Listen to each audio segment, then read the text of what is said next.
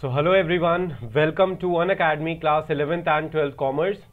और आज की जो हमारी क्लास होगी इसमें हम स्टार्ट कर रहे हैं एक नया चैप्टर, दैट इज डायरेक्टिंग। अब देखो, डायरेक्टिंग का जो चैप्टर है वो हमारा, अगर हम मैनेजमेंट के फंक्शंस के हिसाब से अगर हम बात करें तो ये हमारा फोर्थ फंक्शन होता है।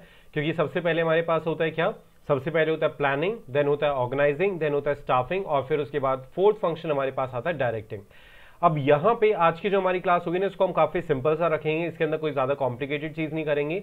यहाँ पे हम सिर्फ ये पढ़ेंगे कि डायरेक्टिंग का एग्जैक्टली मतलब क्या होता है। दूसरी चीज जो हम करेंगे वो होंगे इसके फीचर्स, कि यहाँ पे हम क्या क्या चीजें इंक्लूड करेंगे और क्यों हम ये सब काम करते हैं। तो दैट मीन्स कि यहाँ पे इसके इंपॉर्टेंस भी हम पढ़ने वाले हैं। तो आज की जो क्लास है वो काफी सिंपल होने वाली है। और स्टार्ट करते क्लास को, ठीक है, क्लास को स्टार्ट करते without any delay. So I'll start with my little introduction. So मेरा नाम है Gaurav Yadav and I've completed my BCom honors from Shri Ram College of Commerce, Delhi University. Then I completed my MCom from Delhi University. I'm UGC NET qualified, which is exam for lecturership. I have 5+ years of teaching experience and I scored 95% marks in class 12 CBSE boards examinations. इसके बाद मैं आपको बता देता हूँ Unacademy learning app के बारे में। आपको क्या करना है, अनअकैडमी लर्निंग ऐप डाउनलोड करना है। ठीक है, आपको क्या डाउनलोड करना है, अनअकैडमी लर्निंग ऐप।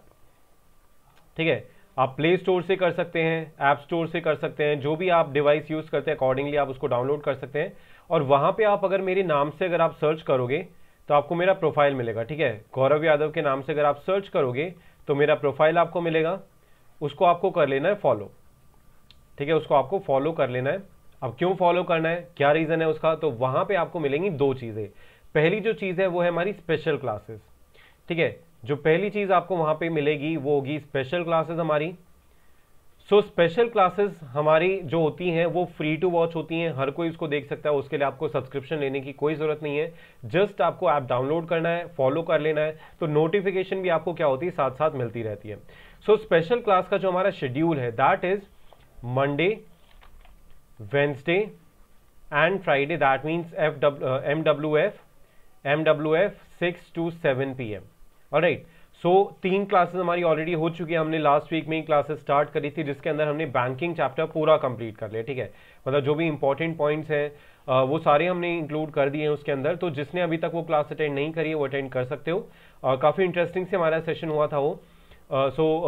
वो क्लास आप अटेंड कर सकते हो। जो हमारी होने वाली क्लासेस हैं जो मंडे को होगी, अभी नेक्स्ट जो क्लास होगी वो मंडे को होगी, तो वो भी आप अटेंड कर सकते हो। तो उसके लिए आपको फॉलो जरूर कर लेना ताकि आपको नोटिफिकेशन टाइम टू टाइम मिलती रहे।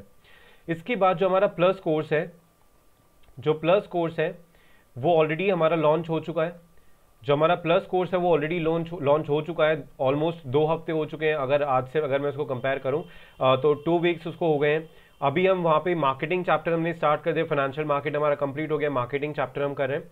सो जिसने अभी तक प्लस सब्सक्रिप्शन नहीं लिया है वो प्लस सब्सक्रिप्शन ले लो, क्योंकि वहाँ पे जो हमारी क्लासेस होती है ना वो यहाँ के कंपैरिजन में थोड़ी सी अलग होती है, क्योंकि वहाँ पे हमारे पास प्लेंटी ऑफ टाइम होता है, मतलब 1.5 घंटे की क्लासेस होती हैं, तो काफ़ी इंटरेक्टिव सेशन भी होता है और साथ ही साथ में डाउट क्लियरिंग सेशन भी होता है। फॉर एग्जाम्पल आज हमारा डाउट क्लियरिंग सेशन था।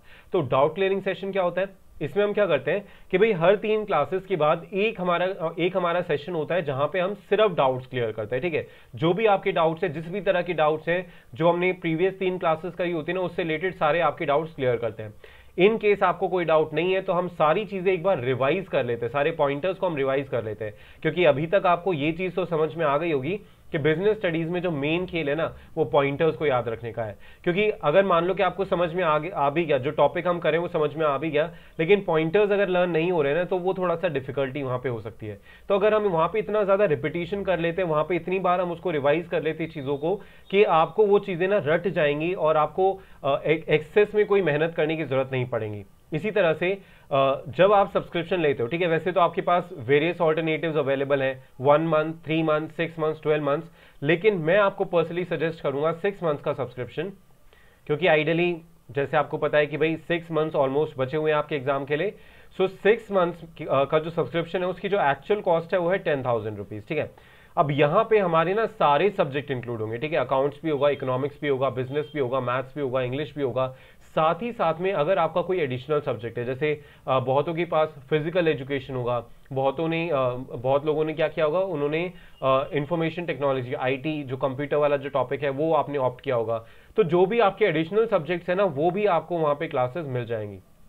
लेकिन अब इसका जो एक्चुअल कॉस्ट है वो तो 10,000 है, लेकिन अगर आप मेरा कोड यूज करेंगे, अगर आप मेरा कोड यूज करेंगे GA10, ठीक है, आपको मेरा रेफरल कोड याद रखना है GA10। अगर आप मेरा रेफरल कोड GA10 यूज करेंगे तो इस कोड को यूज करने से आपको मिलेगा 10% का इंस्टेंट डिस्काउंट। ठीक है, ये कोड यूज करने से आपको मिलेगा 10% का इंस्टेंट डिस्काउंट। दैट मींस कि जो 10,000 इसकी एक्चुअल कॉस्ट थी वो अभी आपको कितने में मिलेगा, वो सिर्फ 9,000 के अंदर मिलेगा। That means per month 1,500। अब देखो 1,500 के अंदर अगर हम आपको सब चीज प्रोवाइड कर रहे हैं ना, सारे सब्जेक्ट प्रोवाइड कर रहे हैं और डेडिकेटेड डाउट सेशंस होंगे, टेस्ट होंगे, क्विजेस होंगे, आपको इसके अलावा फिर कुछ और करने की जरूरत नहीं पड़ेगी। तो अगर आप कॉस्ट बेनिफिट रेशियो यहाँ पे निकाल के देखेंगे ना तो आपको लगेगा कि हम बहुत कम आपसे डिमांड कर रहे हैं और आपको उसके बदले में बहुत सारी चीजें मिल रही हैं। ठीक है, सो जिसने अभी तक सब्सक्राइब नहीं करा है वो सब्सक्राइब कर लो और मेरा कोड जरूर याद रखना GA10। इसके बाद हम स्टार्ट करते हैं चैप्टर डायरेक्टिंग। सबसे पहले हम मीनिंग की बात करते हैं। ठीक है, डायरेक्टिंग। अब देखो डायरेक्टिंग का जो बेसिक मतलब होता है ना वो सिंपल सा अगर हम बात करें कि भाई डायरेक्शन प्रोवाइड करना ना, डायरेक्शन प्रोवाइड करना मतलब किस सेंस में डायरेक्शन प्रोवाइड करना। फॉर एग्जाम्पल अगर मान लो कि हम टीचर्स है, तो टीचर्स क्या करते हैं भाई, अगर नॉलेज आपको सिर्फ बुक से मिल जाती, अगर बुक पढ़ने से नॉलेज मिल जाती तो हमारा क्या काम है, हम आपको क्या हेल्प कर रहे हैं, हम आपको डायरेक्ट कर रहे हैं। ठीक है, डायरेक्ट कैसे कर रहे हैं कि हम आपको ये बता रहे हैं कि भाई आपको किस तरह से काम करना पड़ेगा, कि भाई जो भी हमारा गोल है, ठीक है, गोल को ध्यान में रखते हुए जो भी हमारा ऑब्जेक्टिव है उस गोल को ध्यान में रखते हुए हम आपको ये बताएंगे कि आपको कैसे काम करना है। अगर आप कहीं फंस जाते हो, आपको कोई चीज समझ में नहीं आती, तो वो चीज हम आपको एक्सप्लेन करने की कोशिश करते हैं। तो एग्जैक्टली वही चीज डायरेक्टिंग के अंदर होती है। ठीक है, अब यहां पे एक चीज तुम्हें बहुत क्लियरली समझ में आ जानी चाहिए कि डायरेक्टिंग जब हम करते हैं ना तो दैट डजंट मीन कि भाई जिस पर्सन को हम डायरेक्ट कर रहे हैं उसको काम करना नहीं आता है। फॉर एग्जाम्पल जैसे आपने मूवी डायरेक्टर्स के बारे में सुना होगा। ठीक है, मूवी को डायरेक्ट करते हैं ना, फॉर एग्जाम्पल मैं कोई भी एग्जाम्पल ले लेता हूँ, जैसे राजकुमार हिरानी। ठीक है, बहुत फेमस नाम है, 3 इडियट्स डायरेक्ट करी है उन्होंने PK डायरेक्ट करी है और भी काफी सारी मूवीज है, मुन्ना भाई MBBS वो उन्होंने डायरेक्ट करी है। तो उसके अंदर जो भी एक्टर्स काम करते हैं, ठीक है, अगर मैं स्पेसिफिकली अगर मैं मान लो कि 3 इडियट्स का एग्जाम्पल अगर मैं ले लेता हूँ, तो 3 इडियट में जो अगर मेन कैरेक्टर है वो थे आमिर खान का कैरेक्टर। ठीक है, तो आमिर खान को ऐसा थोड़ी है कि उनको एक्टिंग करनी नहीं आती, उनको एक्ट करना नहीं आता है, लेकिन वहां पे डायरेक्टर का क्या काम होता है, वहां पे डायरेक्टर का काम होता है वो आपको एग्जैक्टली बताता है कि भाई इस गिवन सिचुएशन के अकॉर्डिंग हमें किस तरह से एक्ट करना है, क्योंकि जो ऑब्जेक्टिव है, जो गोल है, वो डायरेक्टर के माइंड में होता है कि भाई हमें यहां तक पहुंचना है। सो इसीलिए जो काम वहां पे करता है डायरेक्टर, जो टीचर्स जो काम करते हैं, वही काम यहां पे हम मैनेजमेंट के पॉइंट ऑफ व्यू से पढ़ रहे हैं। ठीक है, यहां पे वही चीज हम क्या कर रहे हैं, मैनेजमेंट के पॉइंट ऑफ व्यू से पढ़ रहे हैं कि एक सुपीरियर अपने सबऑर्डिनेट को डायरेक्ट करेगा, उसको गाइडलाइंस प्रोवाइड करेगा, उसको ये बताएगा कि भाई आपको कैसे काम करना है, कैसे आपको एक्टिविटीज परफॉर्म करनी है in order to achieve organizational objective. ठीक है, तो अगर मैं डेफिनेशन की बात करूं तो सिंपल डेफिनेशन इसकी क्या बनेगी, इसकी सिंपल डायरेक्शन की हम डायरेक्टिंग की हम डेफिनेशन लिख सकते हैं, directing is a process of instructing. सबसे पहले तो हम इनको इंस्ट्रक्ट करते हैं जो भी हमारे सबऑर्डिनेट्स होते हैं। ठीक है, अगर टीचर की केस में हम बात करें तो जो हमारे स्टूडेंट्स होते हैं हम उनको क्या करते हैं, हम उनको इंस्ट्रक्शन देते हैं, इंस्ट्रक्टिंग करते हैं हम। ठीक है, सो ये होगा TRUCTION, इंस्ट्रक्शन। देन इसके बाद गाइडेंस प्रोवाइड करते हैं। जैसे अभी अगर आपने हमारा जो ये सेशन हुआ था, अभी 5:30 जो हमारा सेशन हुआ था, उसमें हमने क्या किया, मैंने और पलाश सर ने मिलकर क्या किया, वहां हम आपको गाइड करने की कोशिश कर रहे थे। ठीक है, हम आपको ये बोल रहे थे कि भाई जो भी आपका गोल है उसको आपको किस तरह से अचीव करना है। मतलब बुक्स पढ़ सकते हो आप, ठीक है, बिना बुक्स पढ़े, मतलब बिना हमारी हेल्प लिए भी आप कर सकते हो, लेकिन ये जो गाइडिंग का प्रोसेस होता है ना, इससे आपका जो काम है वो थोड़ा सिंपल हो जाता है। इसी के साथ साथ काउंसलिंग हमने आपकी की। ठीक है, काउंसलिंग हमने की कि भाई जो भी आपके डाउट्स है, जो भी आपके डाउट्स थे वो भी हमने आपसे क्लियर करे कि भाई आपको क्या प्रॉब्लम है, आप ये बताओ, उसके अकॉर्डिंगली हमने आपको डायरेक्शंस प्रोवाइड करी। ठीक है, इसके साथ साथ हमने मोटिवेशन का भी काम किया, तो मोटिवेटिंग भी हम डायरेक्शन के अंदर इंक्लूड करते हैं, डायरेक्टिंग के अंदर इंक्लूड करते हैं। And leading people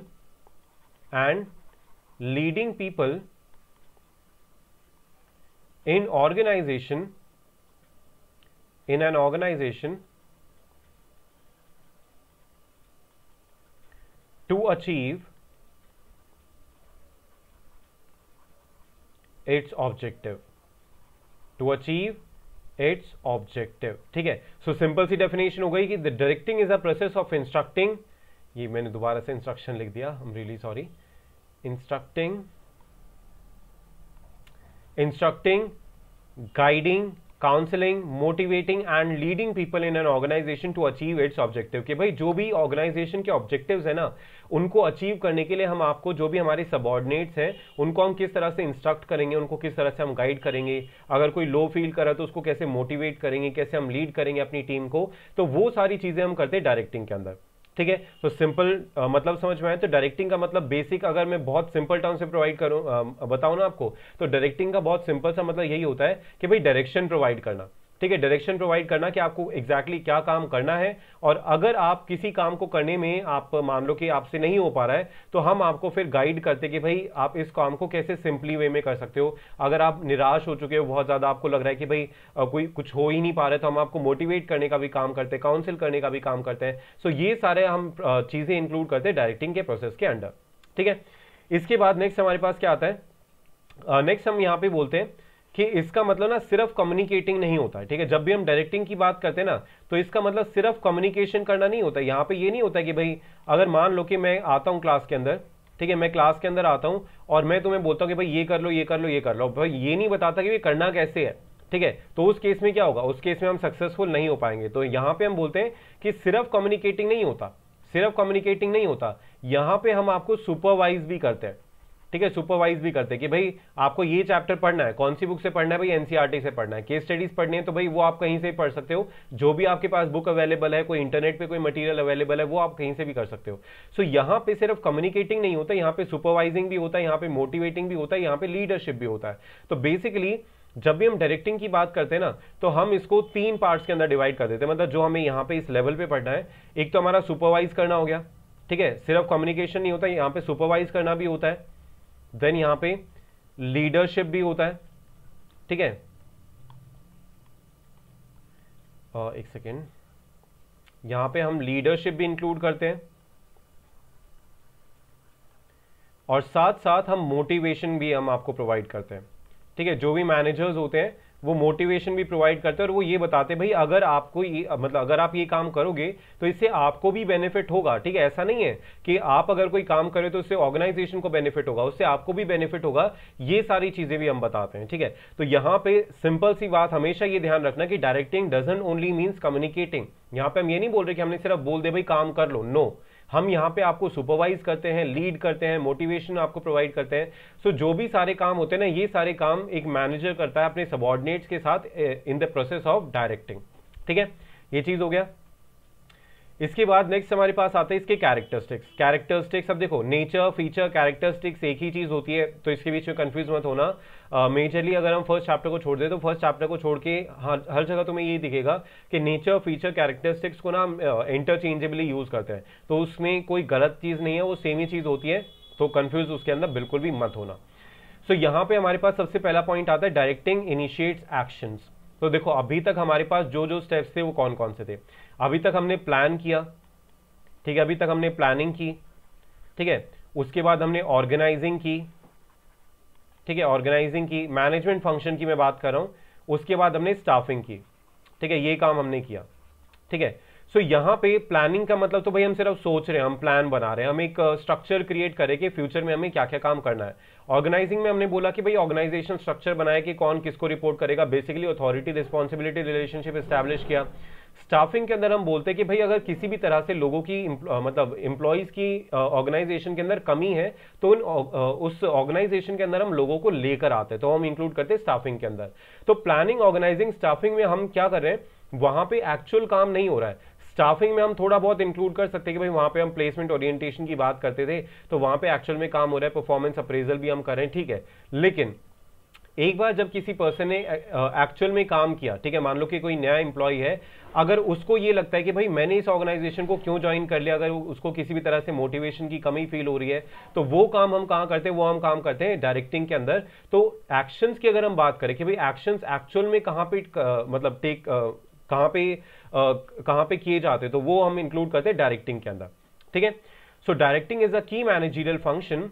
A manager has to perform its function along with planning, organizing, staffing and controlling while discharging his duties in the organization, while other functions prepare a setting for action, directing initiate action in the organization. तो वही चीज आ गई कि भाई यहाँ पे जब हम बात करते हैं ना कि भाई जो भी प्लानिंग, ऑर्गेनाइजिंग, स्टाफिंग है, ये क्या करते हैं, ये हमें एक तरह से प्लान हमारा सेट करती है, ठीक है, हमें ये बताती है कि हमें क्या करना है, लेकिन एक्चुअल में हमें किस तरह से उसको इंप्लीमेंट करना है, चीजों को किस तरह से हम उनको इंप्लीमेंट करेंगे, कैसे हमारा एक्चुअल काम होगा, वो हम कहां पे करते हैं, वो हम डायरेक्टिंग के अंदर करते हैं, ठीक है। तो इसलिए हमने बोला कि डायरेक्टिंग इनिशिएट्स एक्शंस। इसके बाद नेक्स्ट आता है directing takes place at every levels of management. अब देखो बहुत सिंपल सी बात है, हमने टॉप लेवल के बारे में बात की थी, ठीक है, टॉप लेवल के बारे में बात की थी। इसके बाद नेक्स्ट हमारे पास मिडल लेवल आता है, उसके बाद हमारे पास ऑपरेशनल लेवल आता है, ठीक है। तो ये 3 लेवल हमारे पास होते हैं और उसके बाद इनके नीचे वर्कर होते हैं जिसको हम किसी लेवल के अंदर इंक्लूड नहीं करते हैं, बस हम ये बोलते हैं कि भाई ऑपरेशनल लेवल के नीचे वर्कर्स आते हैं, ठीक है। तो टॉप लेवल, मिडिल लेवल और ऑपरेशनल लेवल। तो देखो अगर मैं टॉप और मिडिल की बात करूं, ठीक है, टॉप लेवल और मिडिल लेवल की बात करूं तो ये सुपीरियर है और ये सबऑर्डिनेट है, मिडिल लेवल वाले जो है वो सबऑर्डिनेट है। अगर मैं मिडिल लेवल और ऑपरेशनल लेवल की बात करूं तो उस केस में जो मिडिल लेवल है वो सुपीरियर हो जाता है और ऑपरेशनल लेवल सबऑर्डिनेट हो जाता है। उसके बाद अगर मैं ऑपरेशनल लेवल और वर्कर्स की बात करूं तो वहां पे ये जो ऑपरेशनल लेवल वाले लोग हैं ये सुपीरियर हो जाते हैं और वर्कर्स जो है वो सबऑर्डिनेट हो जाएंगे, ठीक है। तो जहां पे भी सुपीरियर सबऑर्डिनेट रिलेशनशिप हमारा एस्टैब्लिश होता है ना, वहां पे हर जगह पे डायरेक्टिंग का हम यूज करेंगे, ठीक है। जहां पे भी हमें कोई ऐसा पर्सन लगता है कि भाई ये हमसे ऊपर है तो वो हमें डायरेक्ट कर सकता है, वो हमें मोटिवेट कर सकता है, हमें लीड कर सकता है। तो इसीलिए हम बोलते हैं कि directing takes place at every level of management, कि भाई यहां से यहां पे भी हुआ, मिडल से ऑपरेशन पे भी हुआ, ऑपरेशनल से वर्कर्स के पास भी हुआ, ठीक है। तो इसीलिए हम बोलते हैं कि डायरेक्टिंग जो होता है वो हर एक लेवल ऑफ मैनेजमेंट पे होता है, ठीक है। So every manager from top executive to superior supervisors perform the functions of directing. The directing takes place when wherever superior subordinate relations exist. तो सुपीरियर सबऑर्डिनेट रिलेशनशिप जो होता है ना वो हर जगह एग्जिस्ट करता है, ठीक है। चाहे हम टॉप मिडल की बात करें, मिडल ऑपरेशन की बात करें, ऑपरेशनल वर्कर्स की बात करें, तो सुपीरियर सबऑर्डिनेट रिलेशन तो हर जगह एस्टैब्लिश है। और हमेशा ध्यान रखना कि जहां पे भी सुपीरियर और सबऑर्डिनेट का रिलेशनशिप एस्टैब्लिश हम कर देंगे, जहां कहीं पे भी सुपीरियर और सबऑर्डिनेट का रिलेशनशिप हम एस्टैब्लिश कर देंगे ना, वहां पे डायरेक्टिंग होगी ही होगी। चाहे आप अपने घर में देख सकते हो, ठीक है, कि भाई हमारे जो पेरेंट्स है वो हमसे सुपीरियर है, ठीक है, उनको काफी ज्यादा एक्सपीरियंस है, उन्हें पता है कि भाई लाइफ कैसे चलती है, तो वो हमसे सुपीरियर है, हम सबऑर्डिनेट है, तो वो हमें गाइड कर सकते हैं, ठीक है, वो हमें गाइड कर सकते हैं कि भाई ऐसे काम कर सकते हो, ऐसे काम कर सकते हो, ऐसे वो हमारी हेल्प कर सकते हैं, हमारी काउंसलिंग कर सकते हैं, लीडरशिप हमें प्रोवाइड कर सकते हैं। तो जहां पे भी सुपीरियर सबऑर्डिनेट रिलेशनशिप एस्टैब्लिश होगा, अभी तो हालांकि हम मैनेजमेंट के पॉइंट ऑफ व्यू से पढ़ रहे हैं, लेकिन अगर मैनेजमेंट के पॉइंट ऑफ व्यू से हम ना भी पढ़े ना, किसी भी जगह पे तुम देख लो, हमेशा जहां पे भी सुपीरियर सबऑर्डिनेट रिलेशनशिप एस्टैब्लिश होगा ना, चाहे वो कोई क्रिकेट का ग्राउंड है, तो क्रिकेट के ग्राउंड में क्या है कि भाई पहले एक कोच है, कोच के अंडर पूरी एक टीम आती है, तो वहां पे भी डायरेक्टिंग होगा। उसके बाद एक कैप्टन है और कैप्टन के अंडर फिर एक टीम आती है, तो वहां पे कैप्टन और टीम के अंदर भी डायरेक्टिंग होगा, क्योंकि वहां पे भी सुपीरियर सबऑर्डिनेट रिलेशनशिप एस्टैब्लिश होता है। तो जहां पे भी हम सुपीरियर सबऑर्डिनेट रिलेशनशिप की बात करेंगे ना, वहां पे हर जगह पे डायरेक्टिंग भी आएगा, ठीक है। सो सुपीरियर सबऑर्डिनेट रिलेशनशिप का मतलब ही होता है कि भाई यहां पे डायरेक्टिंग हम करेंगे ही करेंगे, ठीक है। इसके बाद नेक्स्ट हमारे पास आता है directing is a continuous process. Now देखो कोई भी फंक्शन की हम बात करें, ठीक है, हमारे पास मैनेजमेंट के 5 फंक्शंस हैं, planning, organizing, staffing, directing, controlling. ये जो पांचों के पांचों फंक्शंस हैं ना, ये सारे ही कॉन्टिन्यूअस प्रोसेस हैं, क्योंकि जब हमने मैनेजमेंट के फीचर्स पढ़े थे ना, तो हमने क्लियरली वहां पे बोला था कि management is a continuous process, ठीक है, management is a continuous process, हमने ये बोला था फर्स्ट चैप्टर के अंदर, ठीक है, management is a continuous process.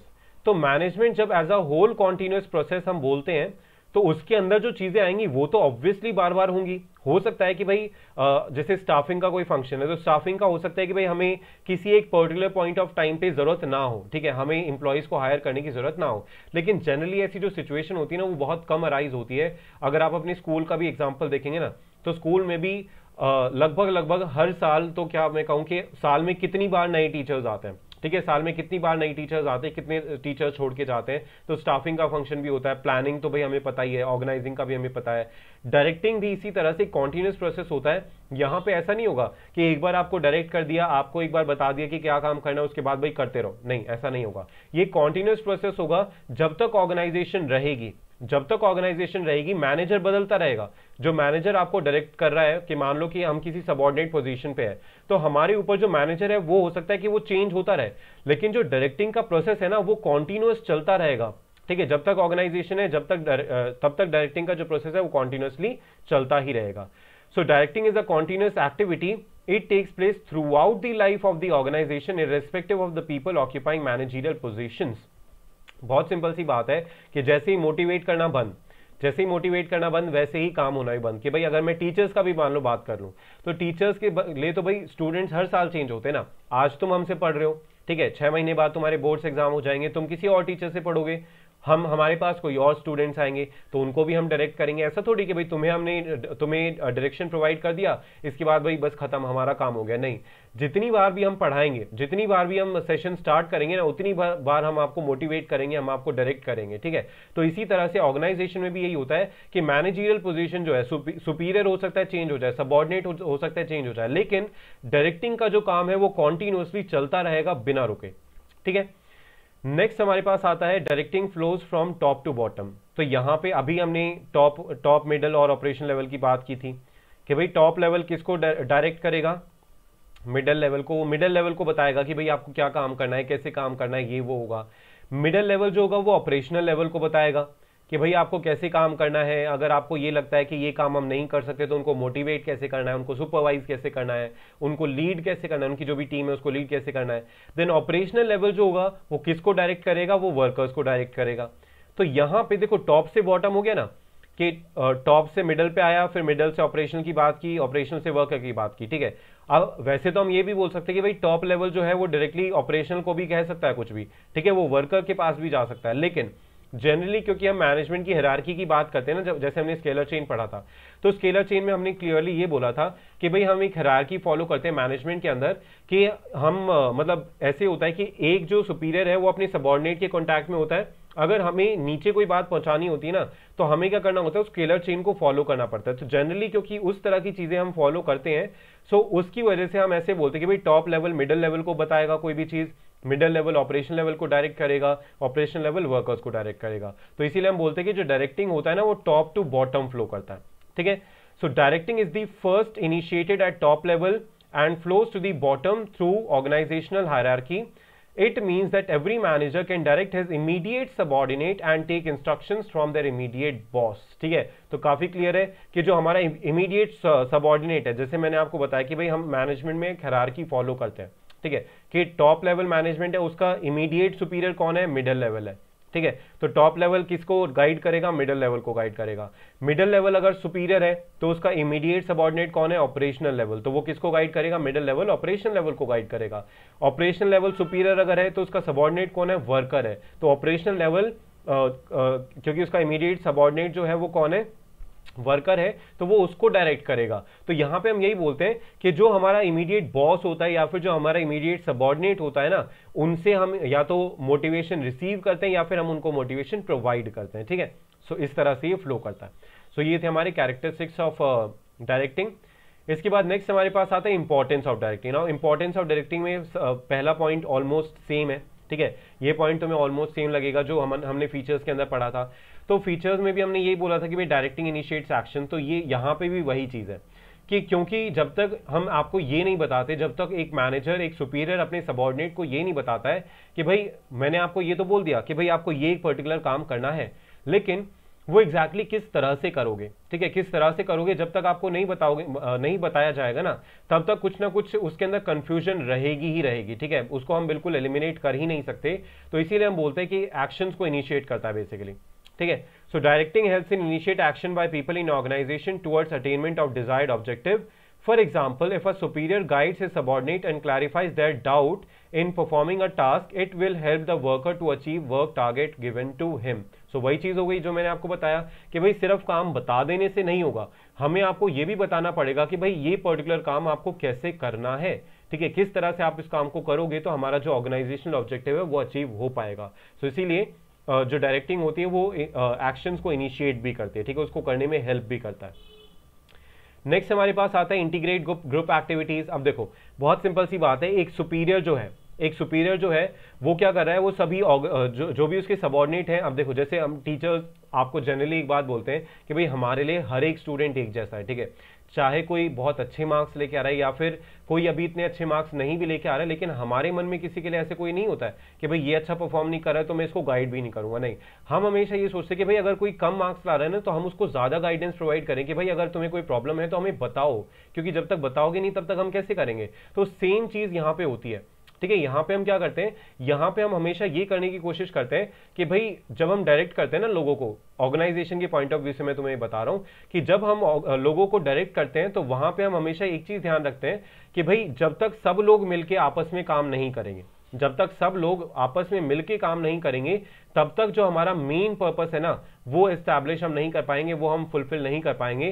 सो इसीलिए हम बोलते हैं कि हम उनको एक तरह की डायरेक्शन प्रोवाइड करते हैं, एक तरह से हम उनको मोटिवेट करने की कोशिश करते हैं। क्योंकि भाई देखो अगर टीचर्स की मैं बात करूं तो टीचर्स के लिए तो अगर मान लो कि सभी बच्चों के 95 मार्क्स आएंगे तो उसके लिए उससे बेटर चीज क्या होगी, बहुत सिंपल सी बात है। तो इसी तरह से सुपीरियर के लिए भी वही चीज होती है कि अगर उसको ऐसे लगता है कि भाई जो भी उसके अंडर सबऑर्डिनेट्स काम कर रहे हैं अगर वो सभी बहुत अच्छे से परफॉर्म कर रहे हैं तो सुपीरियर का भी अपना एक लेवल इंक्रीज होता है, ठीक है। जो उसके जो सुपीरियर है ना, मतलब सुपीरियर के भी जो सुपीरियर है, जो टॉप लेवल मैनेजमेंट में मान लो बैठे हैं, उनको भी ये लगेगा कि भाई हाँ बंदे के अंदर दम है, इसने क्या किया है कि इसने सबको एक तरह से इकट्ठा करके इस तरह से काम किया है कि पूरी ऑर्गेनाइजेशन बहुत अच्छा काम कर रही है। तो यहां पे हम बोलते हैं कि वो ग्रुप एक्टिविटीज को इंटीग्रेट करता है, ठीक है, उनको एक डायरेक्शन प्रोवाइड करता है, एक सेम डायरेक्शन प्रोवाइड करता है। So directing integrates employees' efforts in the organization in such a way that every individual effort contribute to the organizational performance. Thus, it ensures that the individual works for organizational goals. ठीक है, so that's very simple. इसके बाद next हमारे पास क्या आता है, next हमारे पास आता है मीन्स ऑफ मोटिवेशन। तो मीन्स ऑफ मोटिवेशन भाई डायरेक्टिंग के अंदर तो हम इंक्लूड ही यही करते हैं, ठीक है। डायरेक्टिंग का तो हमने जब डेफिनेशन पढ़ा था तो उसके अंदर भी हमने यही बोला था कि भाई हम यहाँ पे हम लोगों को सुपरवाइज करते हैं, जो हमारे सबऑर्डिनेट हैं हम उनको सुपरवाइज करते हैं, हम उनको लीड करते हैं, हम उनको मोटिवेट करते हैं। तो यहाँ पे मोटिवेशन तो हम ऑलरेडी डेफिनेशन में ही पढ़ चुके हैं। तो डायरेक्टिंग की जब हम बात करते हैं ना तो डायरेक्टिंग में हम ये बोलते हैं कि भाई हम हमेशा जो एम्प्लॉयज होते हैं उनको ये फील करवाने की कोशिश करते हैं कि भाई अभी जितना आप काम कर रहे हो ना वो आपकी फुलेस्ट कैपेसिटी नहीं है, ठीक है। अगर आप और मेहनत करोगे, अगर आप और क्रिएटिव हो जाओगे, अगर आप और ज्यादा इसके अंदर ध्यान लगा के काम करोगे तो जो आपका ट्रू पोटेंशियल है ना, जो आपका ट्रू पोटेंशियल है वो उससे आप काम कर पाओगे, ठीक है। अभी आप पूरी तरह से आप मन लगा के काम नहीं कर रहे हो, तो मन लगा के कोई काम कब करेगा, जब हम उसको मोटिवेट अच्छे से करेंगे, ठीक है। तो मोटिवेट जब हम करेंगे तो वही चीज यहाँ पे इंक्लूड करी हुई है कि directing guides employees to fully realize their potential and capabilities by motivating and providing effective leadership. A good leader can always identify the potential of his employees and motivate them to extract work up to their full potential. ठीक है कि भाई जो भी उनका full potential है, जो उनकी हाईएस्ट जो उनकी क्षमता है बेसिकली उस लेवल तक हम उनको काम करने के लिए एक तरह से मोटिवेट करते हैं, ठीक है। तो ये चीज हम यहाँ पे इसके अंदर इंक्लूड करते हैं. द नेक्स्ट है डायरेक्टिंग फैसिलिटेट चेंजेस. अब देखो ये इसके अंदर कैसे होता है, बहुत सिंपल सी बात है कि अगर किसी भी तरह के ऑर्गेनाइजेशन के अंदर कोई चेंजेस आते हैं ना, तो अगर जो भी हमारा जो लीडर है, जो भी हमारा सुपरवाइजर है या फिर जो भी हमारा सुपीरियर है, वो अगर हमें हेल्प करे उन चेंजेस को समझने में, उनको ये बताने में कि भाई अगर इस तरह के चेंजेस हम अडॉप्ट करते हैं तो वो हमें कैसे बेनिफिट प्रोवाइड करेगा, तो उससे क्या होगा कि बहुत स्मूथली हम ट्रांजिशन कर सकते हैं. क्योंकि जनरली क्या होता है, कहीं पे भी मैं बात करूं कि ह्यूमन एज इन जनरल मैं अगर बात करूं तो कहीं पे भी तुम देखोगे तो क्या होता है कि भाई जो ह्यूमन होते हैं ना, मतलब ह्यूमन रिसोर्स जो होता है, जो लोग होते हैं, एम्प्लॉयज होते हैं, वो हमेशा चेंज को रेजिस्ट करते हैं. अगर किसी भी तरह का चेंज होता है ना, मान लो कि तुम्हारे स्कूल में भी अगर कोई चेंजेस हो जाते हैं कि भाई आपका जो टाइम है, मान लो जैसे कोविड के बाद स्कूल खुलेंगे, ठीक है, कोविड के बाद जब स्कूल खुलेंगे तो क्योंकि आप सब 12th क्लास में, तो हो सकता है कि स्कूल वाले बोल दें कि भाई अब हम सुबह 8 बजे क्लास स्टार्ट किया करेंगे और शाम को 5 बजे स्कूल खत्म किया करेंगे. ठीक है, ऐसा हो सकता है. ठीक है, ऐसा हो सकता है. मतलब हाइपोथेटिकल सिचुएशन है ये, कोई इसका इन्फॉर्मेशन नहीं है मेरे पास, कभी ये सोचो कि मेरे पास ऐसा कोई इन्फॉर्मेशन आया है, ऐसा कुछ नहीं है, मैं जस्ट एक एग्जांपल की तरह तुम्हें बताने की कोशिश कर रहा हूँ। तो उस केस में तुम्हें हमेशा ऐसा लगेगा कि भाई अच्छी भली मतलब 2 बजे या 3 बजे छुट्टी हो जाती थी, अब 2 घंटे और एक्स्ट्रा में स्कूल के अंदर बैठना पड़ेगा, पता नहीं क्या ही करवाएंगे हमसे, क्या नहीं करवाएंगे। लेकिन अगर मान लो कि जो भी तुम्हारे टीचर्स हैं वो अगर तुम्हें ये बोलेंगे भाई ये तुम्हारे ही फायदे के लिए है, अगर तुम इसको अडॉप्ट करोगे, क्योंकि 5-6 महीने की बात है, अगर 5-6 महीने तुमने अच्छे से काम कर लिया तो फिर क्या हो जाएगा, मतलब फिर तुम्हें कभी ऐसा नहीं लगेगा कि हमने इतना टाइम क्यों वहां पे स्कूल में बिताया, तुम्हें लगेगा कि हाँ भाई चलो इतना हमने पढ़ाई करी तो उससे हमें कुछ इन रिटर्न भी मिला है। तो इसी तरह की चीजें ऑर्गेनाइजेशन के अंदर भी होती हैं कि अगर कोई चेंज होता है ना तो हम उसको रेजिस्ट करते हैं, हम सोचते हैं कि भाई नहीं जैसे पहले चल रहा था ना वैसे ठीक था, ठीक है ठीक था, कोई हमें ज्यादा फर्क नहीं पड़ रहा था। लेकिन जब हम डायरेक्टिंग की बात करते हैं ना तो डायरेक्टिंग में हम यही बोलते हैं कि थ्रू मोटिवेशन, थ्रू लीडरशिप हम उनको ये बताने की कोशिश करते हैं कि आप इस पर्टिकुलर काम को इस तरह की बजाय अगर उस तरह से करोगे, या फिर जो भी हमारे चेंजेस हैं उसके अकॉर्डिंग अगर आप काम करने की कोशिश करोगे तो वो आपके लिए भी बेटर होगा, ठीक है। तो ये चीज हम यहाँ पे इंक्लूड करते हैं। So directing facilitate introduction of needed changes in the organisation. Generally, people have a tendency to resist changes in the organization. Effective directing through motivation, communication, and leadership helps to reduce such resistance and develop required cooperation in introducing changes in the organization. ठीक है, तो अगर हम उनको अच्छे से communication अगर हमारा अच्छा होता है या फिर लीडरशिप हम अच्छी करते हैं, उनको ज़्यादा अच्छे से मोटिवेट कर पाते हैं, तो जो भी चेंज होता है ना वो बहुत स्मूथली हो जाता है, ठीक है। उसके अंदर कोई ज़्यादा मतलब टेंशनबाजी उसके अंदर फिर ज़्यादा हम इंक्लूड नहीं करते हैं, ठीक है। इसके बाद नेक्स्ट आता है provide stability and balance in organization. तो ये भी बहुत सिंपल सी बात है कि भाई जब यहाँ पे सब लोग क्या करेंगे, सब आपस में बहुत ज़्यादा कॉपरेट होके काम करेंगे, सबको पता है कि भाई मेरा काम ये है, मुझे इस तरह का काम दिया गया है, और अगर मुझे कोई काम अगर मुझसे नहीं हो पाएगा, ठीक है, अगर किसी भी तरह की मुझे कोई परेशानी होगी तो मैं अपने सुपीरियर से पूछ सकता हूँ, ठीक है, इसमें कोई कभी भी मेरे ऊपर रिस्ट्रिक्शन नहीं होगा। तो उस केस में ना हम ये बोलते हैं कि जैसे जैसे कॉपरेशन बढ़ता है ना, लोगों के बीच में जब कॉपरेशन बढ़ेगा तो उनके बीच में जो उनका जो स्टेबिलिटी है ना वो भी इंक्रीज होता है, ठीक है। जो बैलेंस ऑर्गेनाइजेशन के अंदर बना हुआ है ना वो भी इंक्रीज होता है, वो बेटर होता हुआ चला जाता है। तो यही चीज हम यहाँ पे बोलते हैं कि effective directing helps to bring stability and balance in the organization since it fosters cooperation and commitment among the people and help to achieve balance among various groups, activities and the department, ठीक है। तो यहाँ पे क्या होता है कि उससे ज़्यादा बैलेंस क्रिएट अच्छा बैलेंस क्रिएट होता है। हमें ऐसा नहीं लगता कि हम कोई ज़्यादा काम कर रहे हैं, कोई दूसरा पर्सन तो कम काम कर रहा है लेकिन उसको बेनिफिट ज़्यादा मिल रहा है, तो ये चीज़ हम यहाँ पे नहीं सोचते हैं फिर, ठीक है। तो ऐसा यहाँ पे हम इंक्लूड करते हैं। क्लियर है। इसके बाद आज की क्लास के लिए हम इतना ही करते हैं, ठीक है। आज की क्लास के लिए हम इतना ही करते हैं। हमने आज की क्लास में 3 टॉपिक्स हमने कर लिए, एक हमने मीनिंग कर लिया है, एक हमने उसके कैरेक्टरिस्टिक्स सारे फीचर्स कर लिए, और तीसरी चीज़ हमने की है इंपॉर्टेंस ऑफ डायरेक्टिंग। अब जिसने हमारा टेलीग्राम चैनल ज्वाइन नहीं किया वो ये ज्वाइन कर सकते हो, इसको यूज़ करके, लिंक को यूज़ करके, ठीक है। अपने क्रोम के अंदर तुम्हें सिर्फ सिंपली ये टाइप करना है livedaily.me/commerce पहुंच जाओगे, या फिर डिस्क्रिप्शन के अंदर लिंक भी तुम्हें प्रोवाइड कर दिया गया है। इसके अलावा हमारी जो स्पेशल क्लासेस हैं उनका शेड्यूल भी ध्यान रखना, ठीक है। स्पेशल क्लासेस का शेड्यूल भी ध्यान रखना, वो है Monday, Wednesday and Friday 6 to 7 PM, ठीक है। और नेक्स्ट जो हमारी क्लास होने वाली है ना, मतलब मंडे को जो हमारी क्लास होने वाली है उसके अंदर हम aggregate demand and aggregate supply का टॉपिक हम स्टडी करेंगे, ठीक है। तो जिसको भी उसके अंदर डाउट है ना वो आ जाना, बहुत ही सिंपल वे में बहुत ही अच्छे से हम उसको पढ़ेंगे, और अगर पढ़ा हुआ है लेकिन स्टिल कोई डाउट है तो वो भी तुम पूछने के लिए वहां पे आ सकते हो, ठीक है। तो किसी भी तरह का कोई भी तुम्हें डाउट होता है तो वो स्पेशल क्लास तुम अटेंड कर सकते हो। तो ये हमारी जो क्लास होगी ना ये हमारी होती है अनअकैडमी लर्निंग ऐप के ऊपर, ठीक है। यूट्यूब के ऊपर नहीं होगी। यूट्यूब पे हमारी जो 8:30 वाली क्लास होती है वही कंटिन्यू रहेगी, लेकिन स्पेशल क्लास जो है वो होगी हमारी अनअकैडमी लर्निंग ऐप के ऊपर। तो उसके लिए आपको अनअकैडमी लर्निंग ऐप डाउनलोड करना पड़ेगा, मुझे फॉलो वहां पे करना पड़ेगा ताकि आपको नोटिफिकेशन साथ साथ मिलता रहे। इसके बाद हमारी स्पेशल क्लासेस हो गई।